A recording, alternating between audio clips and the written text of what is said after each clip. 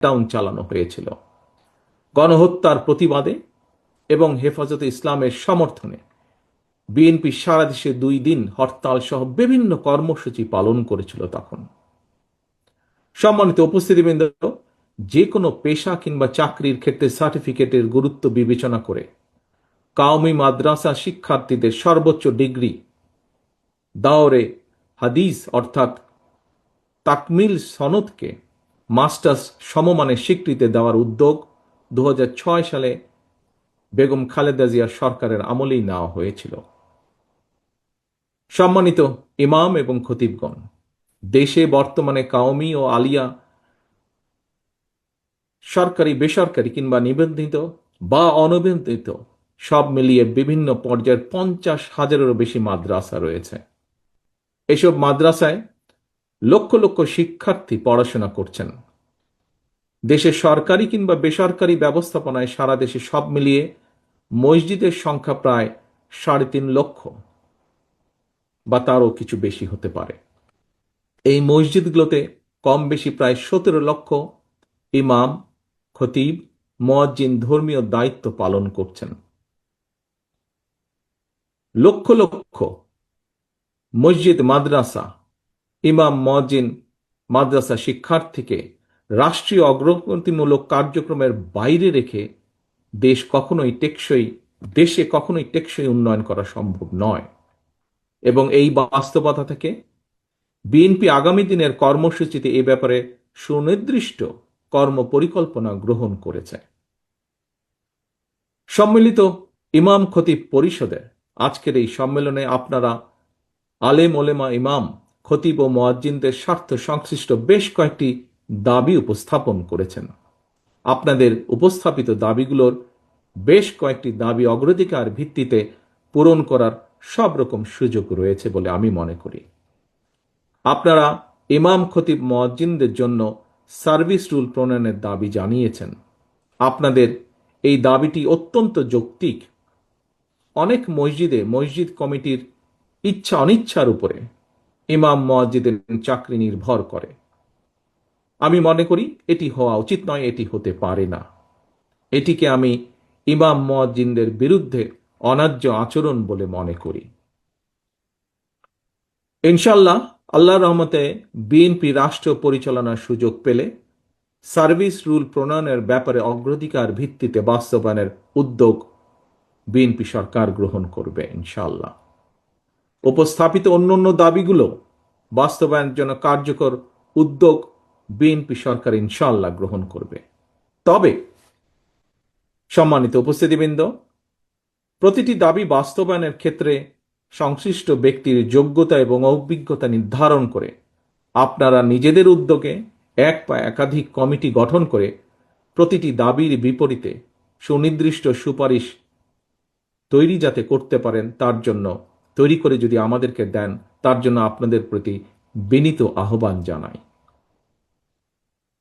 সম্মানিত ইমাম এবং খতিব সাহেবগণ, বিএনপি বিশ্বাস করে সারা দেশে ইমাম, খতিব, মুয়াজ্জিনগণ প্রত্যেকেই এক একজন সমাজ সংস্কারকের ভূমিকায় অবতীর্ণ। নানা সীমাবদ্ধতার মধ্যেও আপনারা মানুষের নৈতিক এবং আত্মিক শুদ্ধির জন্য নিজেদের সময় ব্যয় করেছেন বা করছেন। ধর্মীয় মূল্যবোধে উজ্জীবিত একটি নৈতিক সমাজ গঠনের জন্য এটি আপনাদের একটি প্রশংসনীয় অবদান। সুতরাং বিএনপি মনে করে সমাজ সংস্কারকের ভূমিকা পালনকারী ইমাম, খতিব, মুয়াজ্জিনগণ যারা আর্থিকভাবে পিছিয়ে রয়েছেন তাদেরকে অবশ্যই প্রয়োজনীয় আর্থিক সহায়তা প্রদান রাষ্ট্রের দায়িত্ব। এমন বাস্তবতায় ইমাম, মুয়াজ্জিনদের মধ্যে যারা আর্থিক টানাপোড়েনে রয়েছেন তাদেরকে প্রতি মাসে রাষ্ট্রীয় তহবিল থেকে একটি নির্দিষ্ট পরিমাণ সম্মানী ভাতা দেবার ব্যাপারে বিএনপির একটি পরিকল্পনা রয়েছে। আগামী ফেব্রুয়ারি মাসে অনুষ্ঠিত জাতীয় নির্বাচনে আল্লাহর রহমতে বিএনপি রাষ্ট্র পরিচালনার সুযোগ পেলে ইমাম, মুয়াজ্জিনদেরকে সম্মানী ভাতা দেওয়ার পরিকল্পনা পর্যায়ক্রমে ইনশাল্লাহ আমরা বাস্তবায়ন করব। একই সঙ্গে ইমাম মুয়াজ্জিনদেরকে আর্থিকভাবে আরও স্বাবলম্বী করার লক্ষ্যে ইমাম মুয়াজ্জিন কল্যাণ ট্রাস্টকে শক্তিশালী করে আরও বহুমুখী প্রকল্প গ্রহণ করার একটি চিন্তা ভাবনা আমাদের রয়েছে। সম্মানিত ইমাম, খতিব, পীর, মাশায়েখগণ, 1993 সালে বিএনপি সরকারের সময় দেশে প্রথমবারের মতন মসজিদ ভিত্তিক শিশু ও গণশিক্ষা কার্যক্রম প্রকল্প চালু করা হয়েছিল। সেটি এখনো অব্যাহত রয়েছে।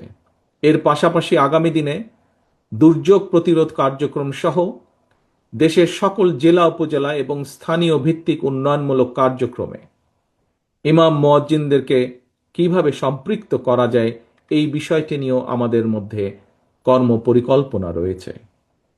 কর্মজীবনে যিনি যে পেশায় নিয়োজিত হতে চান কিংবা যেই চাকরি করতে চান, এর জন্য প্রয়োজন সততা, সক্ষমতা, যোগ্যতা এবং দক্ষতা। দেশের লক্ষ লক্ষ মসজিদগুলোকে কেন্দ্র করে আরও কী ধরনের উদ্যোগ গ্রহণ করা যায় এ ব্যাপারে আপনাদের কাছ থেকে সুনির্দিষ্ট পরিকল্পনা এবং সুপারিশ আমরা আশা করছি। সম্মানিত ইসলামিক স্কলার্স, ইমাম, খতিব এবং ওলেমা মাশায়েখ বৃন্দ, দীর্ঘ ১.৫ দশকের তাবিদারি শাসন শোষণের মাধ্যমে আরও একবার প্রমাণিত হয়েছে ঈমান, ইসলাম এবং দেশের স্বাধীনতা, সার্বভৌমত্ব রক্ষা করতে হলে আমাদের ঐক্যের বিকল্প নেই। সুতরাং দেশ এবং জনগণের স্বাধীনতা সুসংহত করার জন্য আগামী জাতীয় নির্বাচন অত্যন্ত গুরুত্বপূর্ণ এবং তাৎপর্যপূর্ণ। প্রিয় দেশ বরেণ্য সম্মানিত ওলেমা মাশায়েখগণ, একজন বিশ্বাসী মুসলমান হিসাবে এবার আমি আমার একটি প্রত্যাশার কথা আপনাদের সামনে ব্যক্ত করতে চাই। এখানে উপস্থিত আমরা সবাই জানি, আহিলামে জালিয়াতের সময় আমাদের মহানবীকে যারা অপছন্দ করত, তারাও কিন্তু মহানবী সাল্লাল্লাহু আলাইহি সাল্লামকে ন্যায়পরায়ণ হিসাবে জানত, মানত এবং বিশ্বাস করত। মহানবীর ন্যায়পরায়ণতা নিয়ে মুসলমান, অমুসলমান, বিশ্বাসী, অবিশ্বাসী কারো মধ্যেই কোনো সংশয় ছিল না। মহানবীর সেই ন্যায়পরায়ণতার আদর্শ সমুন্নত রেখে রাষ্ট্র এবং সরকার পরিচালনায় বিএনপির মূল মন্ত্র হবে ইনশাআল্লাহ ন্যায়পরায়ণতা। মহানবীর ন্যায়পরায়ণতার আদর্শে উজ্জীবিত একটি ইনসাফ ভিত্তিক বাংলাদেশ গড়ার লক্ষ্যে আগামী নির্বাচনে বিএনপি দেশের সকল সম্মানিত ইমাম, খতিব, মুয়াজ্জিন, আলেম, ওলেমা, পীর, মাশায়েখদের দোয়া এবং সমর্থন চায়। পরিশেষে আমি আপনাদের কাছে দোয়া চাই। আমার মায়ের জন্য দোয়া চাই, আমার দলের নেতা, কর্মী, সমর্থক এবং সর্বোপরি দেশবাসীর জন্য দোয়া চাই। দেশ এবং জনগণের কল্যাণে আল্লাহ যেন আমাকে এবং আমাদের দলকে প্রতিটি সৎ কর্ম বাস্তবায়নের সুযোগ দেন। এজন্য আপনাদের দোয়া, সমর্থন এবং সহযোগিতা চাই।